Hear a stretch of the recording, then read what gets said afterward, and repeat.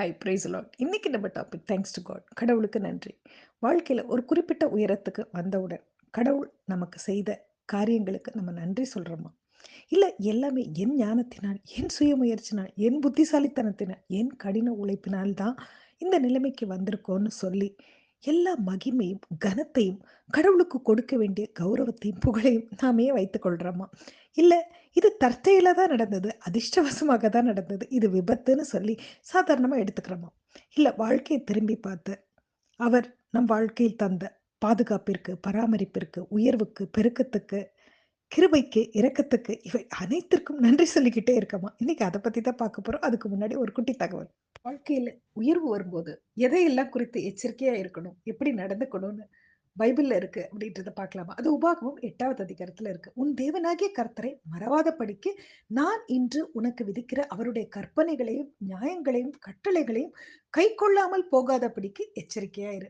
நீ புசித்து திருப்தியாகி நல்ல வீடுகளை கட்டி அவைகளில் குடியிருக்கும்போது, உன் ஆடு மாடுகளின் திரட்சியாகி உனக்கு வெள்ளியும் பொன்னும் பெருகி உனக்கு உண்டானவைகளை எல்லாம் வர்த்திக்க பண்ணும்போது, உன் இருதயம் மேட்டிமையடையாமலும் உன்னை அடிமைத்தன வீடாகிய எகிப்திலிருந்து புறப்பட பண்ணினவரும் உன்னுடைய பின்னாட்களில் உனக்கு நன்மை செய்யும் பொருட்டு உன்னை சிறுமைப்படுத்தி உன்னை சோதித்து கொள்ளுவாய் சர்ப்பங்களுக்கும் தேள்களுக்கும் தண்ணீர் இல்லாத வறட்சியான பயங்கரமான பெரிய வனாந்திர வழியாக உன்னை அழைத்து வந்தவரும் உனக்கான பாறைகளை கண்மலையிலிருந்து தண்ணீர் புறப்பட பண்ணினவரும் உன் பிதாக்கள் அறியாத மன்னாவினால் வனாந்திரத்தில் உன்னை போஷித்தவருமான உன் தேவனாகிய கர்த்தரை நீ மறவாமல் இரு அப்படின்னு இருக்கு.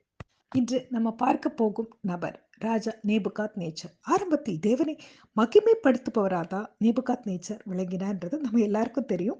அது தானியேல் 4:2 இருக்கு. உன்னதமான தேவன் என்னிடத்தில் செய்த அடையாளங்களையும் அற்புதங்களையும் பிரசித்தப்படுத்துவது எனக்கு நன்மையாய் கண்டது அப்படின்னு சொன்னது மட்டும் இல்லாம, அவருடைய அடையாளங்கள் எவ்வளவு மகத்துவம், அவருடைய அற்புதங்கள் எவ்வளவு வல்லமையா இருக்கிறதுன்னு சொன்ன அதே நேபுகாத் நேச்சர் அந்த அதிகாரத்தின் பின்பகுதியை பார்க்கும்போது கடவுளுக்கு கொடுக்க வேண்டிய மகிமை, மகத்துவத்தை அவருக்குள் வைத்துக் கொண்டதை நம்மால பார்க்க முடியும். அதை பார்க்கலாமா?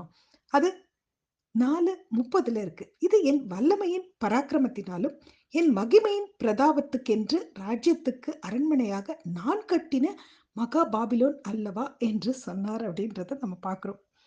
என் சக்தினால, என் மகிமையினால, என் மகத்துவத்தினால, என் வல்லமையினால நான் கட்டிய மகா பாபிலோன்னு சொல்லும்போது நம்ம பார்க்க முடியுது.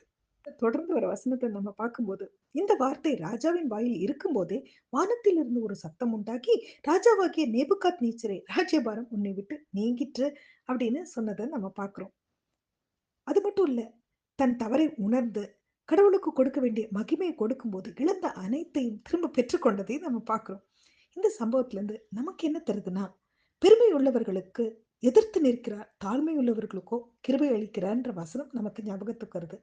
அது மட்டும் இல்ல, மகிமை நாம் கொண்டிருப்பதற்காக படைக்கப்படல. மகிமை நாம் அவருக்கு கொடுக்கவே படைக்கப்பட்டிருக்கோம் அப்படின்றது புரியுது. அந்த மகிமை நாம் அவருக்கு கொடுக்கும் வரை கடவுள் நமக்கு தயவை காட்டுவார். அந்த மகிமை நமக்குள் வைத்துக்கொண்டா அவர் தரும் தயவை நிறுத்தி விடுவார் அப்படின்றதும் புரியுது இல்லையா? இது எல்லாத்துல இருந்தும் நமக்கு என்ன தெரியுதுன்னா, எப்பவுமே நம்ம நன்றி உள்ளவங்களா இருக்கணும் அப்படின்றது புரியுது. கடவுள் செய்த நன்மைகளுக்கு நன்றி சொல்லிக்கிட்டே இருக்கணும்ன்றது புரியுது. அவரை மகிமைப்படுத்திக்கிட்டே இருக்கணும் அப்படின்றது புரியுது. அப்ப நன்றி சொல்லலாமே! எப்படி நன்றி சொல்லலாம்? என் வாழ்வில் நீர் செய்த நன்மைகளுக்கு நன்றின்னு சொல்லலாம்.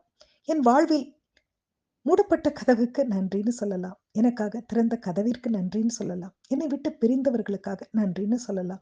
என் வாழ்வில் சேர்ந்தவர்களுக்காக நன்றின்னு சொல்லலாம்.